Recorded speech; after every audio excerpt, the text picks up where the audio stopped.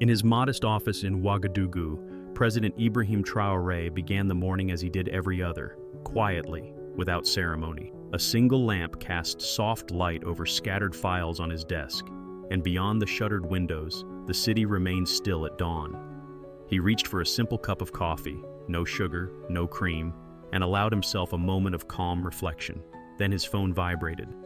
The message was from his closest aide in Paris. Just 4 words, yet heavy with promise. "You must see this." Traoré, renowned for his unassuming nature, hesitated. He had never sought the spotlight, nor cared for public accolades. Yet something in the urgency of the text compelled him to tap the link. The screen flickered to life with a video frame. At first, Traoré saw only the familiar backdrop of a modest recording studio. But then a voice spoke his name, warm, earnest, and betraying emotion. It was N'Golo Kanté, the world-famous footballer known for the same humility that defined Traoré himself. Kanté's gaze met the camera, eyes glistening. "When I think of true leadership," he began, "I think of Ibrahim Traoré." Traoré's hand tightened around the cup. Across the frame, Kanté detailed scenes Traoré thought were known only to him. Driving an old Renault through the dusty streets of his hometown, kneeling beside children in a shuttered classroom, choosing to eat alongside factory workers rather than in the gilded halls of foreign dignitaries. Each image felt impossibly intimate, yet here it was, illuminated on a screen thousands of miles away. A photograph flashed up. Traoré teaching geography to a group of eager students beneath a makeshift awning. Kanté pointed to it and explained how parents in Burkina Faso now say, "He carries the heart of Traoré," when praising acts of kindness. In that moment, Traoré realized the video held more than mere tribute. It hinted at a revelation he had kept hidden. His pulse quickened as the narrative deepened. Documents surfaced, detailing medical supplies delivered anonymously to remote clinics during the worst days of the pandemic. Funds quietly transferred to rebuild an orphanage devastated by floods. All drawn from the modest allowances he had never spoken of donating. Kanté's voice trembled as he uncovered each secret, each act of generosity Traoré had believed no one would notice. Just below the surface of praise, a question hovered, one that would reshape Traoré's understanding of leadership and legacy. And as the president leaned forward, unable to look away, he sensed that before the video ended, he would confront the most profound truth of all, one that would ripple across continents and redefine what it means to serve. When the video resumed, Ibrahim Traoré felt as if a gentle tremor had passed through him. N'Golo Kanté's voice, steady yet charged with emotion, described the first memory. Traoré pulling an aging Renault Clio into a crowded market square on a scorching afternoon. He could have arrived in a motorcade, Kanté intoned, but he chose to navigate these dusty roads himself, greeting every vendor by name. A photograph appeared. Traoré leaning through the open window, offering a respectful nod to an elderly fruit seller whose eyes glistened with surprise. Traoré's breath caught as he recalled that exact moment, how he had insisted on paying full price for oranges, refusing any preferential treatment. The scene shifted to a low-ceilinged workshop at dawn, where factory laborers assembled garments for local cooperatives. Kanté's narration highlighted Traoré stepping off a white minibus, carrying a simple cloth bag filled with breakfast sandwiches. He sat cross-legged on the cement floor, sharing his meal with hands stained by loom oil, Kanté said, eyes misting. The camera lingered on a snapshot taken by a young apprentice. Traoré breaking bread alongside workers whose hands he patted gently, as if reassuring them that their dignity was his priority. Traoré felt a surge of humility. He had never considered that small gesture significant enough to capture. A third memory unfurled. Children in a makeshift classroom beneath palm fronds, their notebooks splayed on dusty planks. Kanté pointed to a frame showing Traoré crouched at their level, teaching them fractions by tracing chalk diagrams on a scrap of plywood. In Burkina Faso, Kanté explained, parents now tell their children, "May you grow with the heart of Traoré." The words struck like lightning. Traoré leaned forward, his heart pounding. He remembered that Friday lesson vividly. The curious faces, the hushed reverence in their voices, the way one young girl shyly offered him her half-eaten mango as thanks. He had refused the fruit then, but seeing it now, he realized how deeply that moment had resonated. Kanté's tone shifted, softer but more urgent. He revealed documents that fluttered onto the screen, shipping manifests from medical supply companies to clinics in Mopti and Fata Ngurma. During the pandemic's first wave, Kanté narrated, these life-saving respirators and protective gear arrived without a donor's name. Traoré's chest tightened. He had arranged that aid personally, using funds he had allocated quietly from his modest salary. At the time, he thought it best no credit be taken. Yet here, on this screen, his anonymity had become a powerful symbol of selfless service. The video cut to a montage of telephone conversations, his mother's trembling voice from Bamako, marveling at the praise, his brother's jubilant laughter in Paris, insisting that history would remember Traoré's name, messages from old schoolmates sending voice notes of pride. Yet Kanté cautioned that nostalgia was only part of the story. He introduced a new sequence, footage of a storm-ravaged school in a remote Malian village where Traoré's grandmother once lived. 3 years ago, Kanté explained, that building vanished under wind and rain. No one expected reconstruction funds to appear overnight. A time-lapse showed workers raising new walls, painting ochre facades, and carving wooden desks.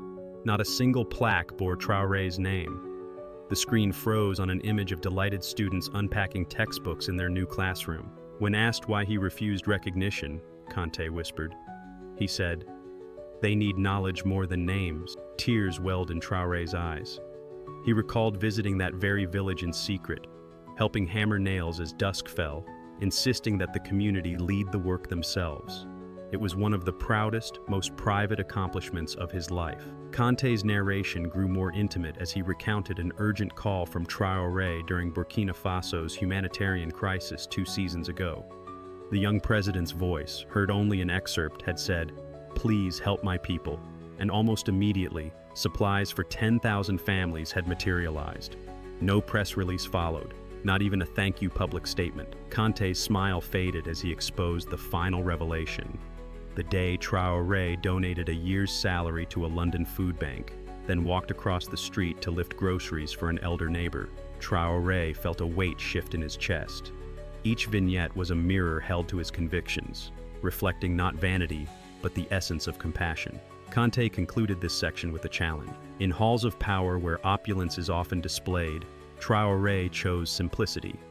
In doing so, he taught us that true leadership resides not in decrees or titles, but in deeds that echo in heartbeats. As the frame faded, Traoré sat in stunned silence, the low hum of city life outside his window a distant echo. He realized that in sharing these stories, Kanté had ignited a spark, one that could transform admiration into action across continents. As the playback resumed, IBRAHIM Traoré found himself transported back to the day he first entered his private office, unaware that its walls held a gallery of images chronicling his every act of service. Kanté's voice guided him through each frame.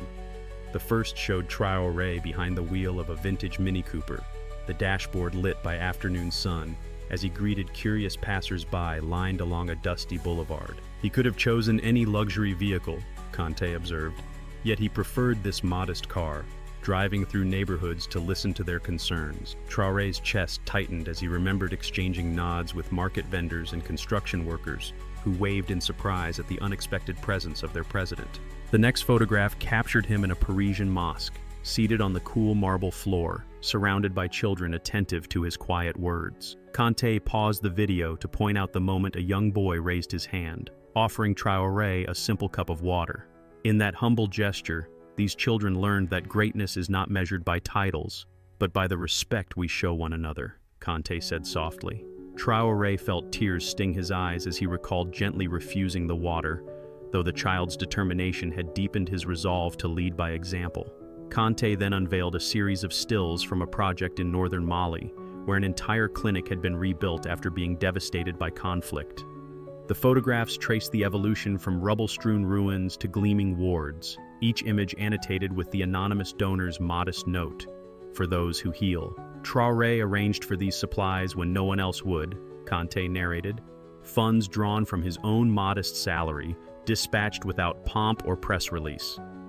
Traoré remembered overseeing the final inspection by lamplight, insisting the local medical staff be honored publicly, while his own name remained unspoken. A montage followed. Children in Burkina Faso wearing hand-stenciled t-shirts bearing his silhouette, students in Ouagadougou chanting, "We carry Traoré's heart," as they chased a soccer ball across a makeshift pitch. Kanté's voice swelled with pride. Across villages and cities, young and old now invoke Traoré's name as a blessing for kindness and generosity. Traoré saw faces of children holding posters painted with bright colors and bold letters. "Merci, mon président, pour l'espoir." Each smile radiated a conviction he had never imagined possible. Yet Kanté emphasized that celebration was only part of the legacy. He revealed footage of a mural painted on the side of a school in Bobo Dioulasso. Traoré's profile rendered in vibrant hues. Beneath it the inscription, "Real wealth lies not in what you own, but in what you give." A community leader stepped forward on camera, voice trembling. "This reminds us every day to uplift each other." Traoré's gaze lingered on the mural's brushstrokes, the careful shading around the eyes, the gentle curve of his smile.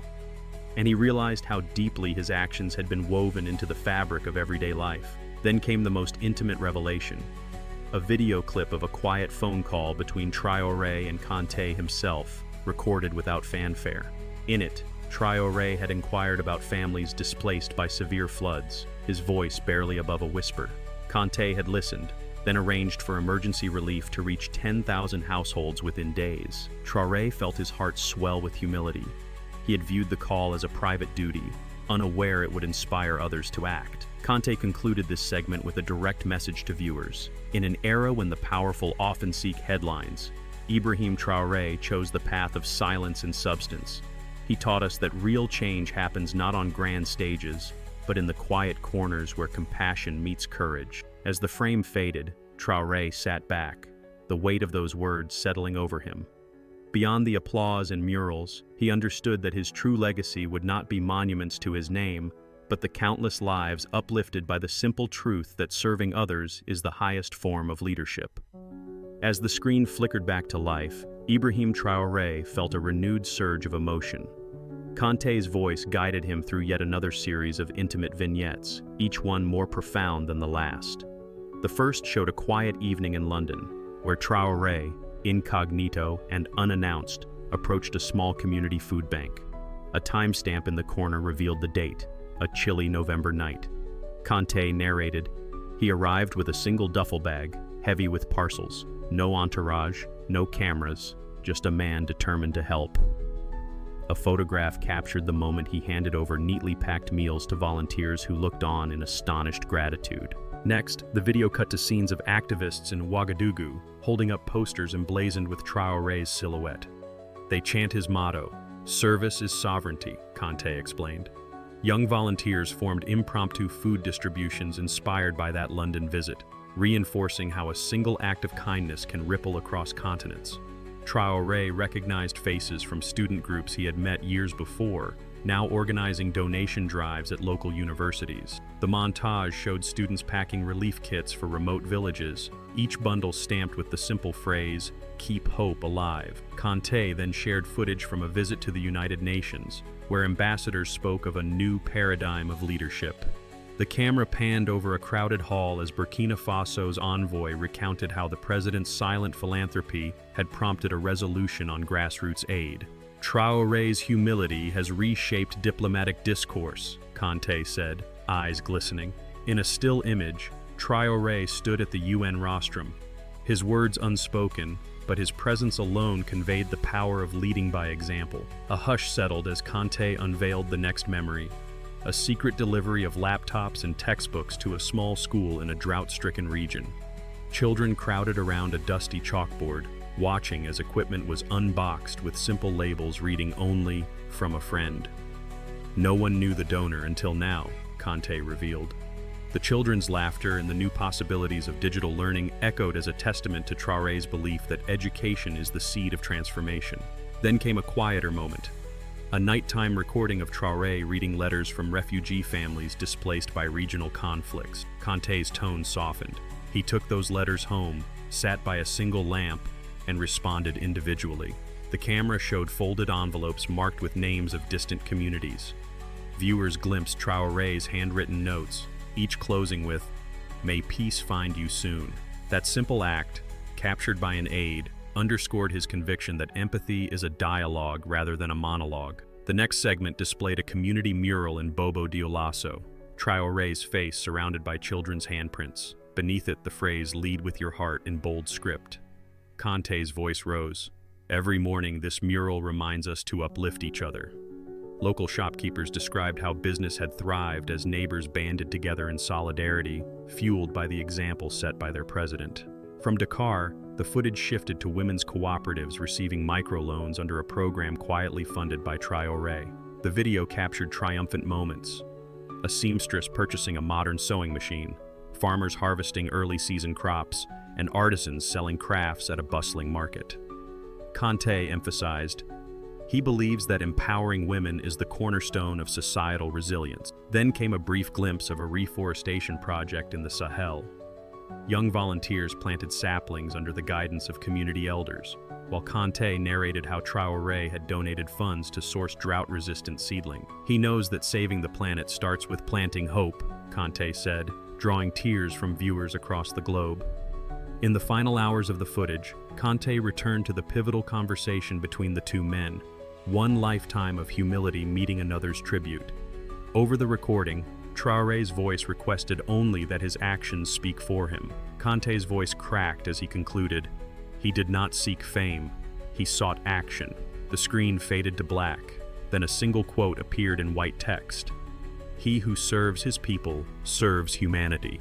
Traoré sat in silence, the video's final echo resonating through the room. Outside, Ouagadougou thrummed with life, yet inside, he confronted the profound implications of the stories shared. He realized that his unpublicized efforts had inspired movements, driven policy, and kindled hope in thousands of souls he might never meet. In the hush that followed, Traoré closed his eyes, recalling his grandmother's kitchen, where kindness was measured by the fullness of a bowl. Inspired, he vowed to launch mobile clinics and scholarships bearing his village's name. He whispered a gentle promise, to serve because service is his purpose. With a steady breath, he faced the dawn, determined to turn admiration into action. IBRAHIM TRAORÉ sat quietly as the final frame lingered on the screen. A mural in Ouagadougou bearing Kanté's silhouette and the words, "Real wealth lies in the heart." For a moment, the room was still. He absorbed the magnitude of what he had witnessed, not only the acts of anonymous generosity he had carried out, but the way those deeds had multiplied into a movement of compassion. He recalled the first scene Kanté shared, a simple market transaction under the scorching sun, where respect and dignity were exchanged in equal measure. That memory, once fleeting, had become the seed from which thousands of acts of kindness had blossomed. Each subsequent vignette, sharing meals with factory workers, rebuilding schools, delivering letters to refugees, echoed that same humble spirit. He pressed pause, then play, watching Kanté's voice again. In a world that applauds extravagance, he chose simplicity. In doing so, he taught us that service is the highest form of power. Those words resonated in his chest, igniting a deep sense of purpose. He felt the hope of school children, the gratitude of patients in remote clinics, and the pride of families who had regained their dignity through his unseen efforts. Dawn was breaking over the city, painting rooftops in gold. Traoré felt a surge of determination. The video's revelations had transformed private acts into a collective call to action, but a movement needed a framework, a way to ensure that compassion endured beyond headline. He opened a blank notebook and wrote at the top of the first page, "Lead with humble purpose."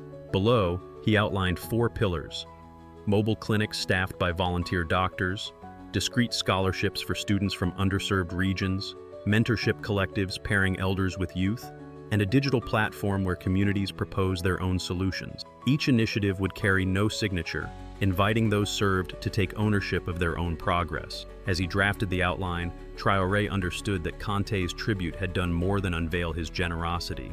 It had issued a challenge to all leaders to redefine power. Leadership, he realized, is measured not by decrees or titles, but by the courage to serve in silence and the vision to inspire others to do the same. He closed the notebook, his heart steady. The door to his office opened and his aide stepped in with the morning's agenda: cabinet meetings, diplomatic calls, national addresses. Traoré smiled, ready to greet the day. Yet in his pocket, his phone remained silent, free from the constant ping of updates. And for once, that silence felt like clarity.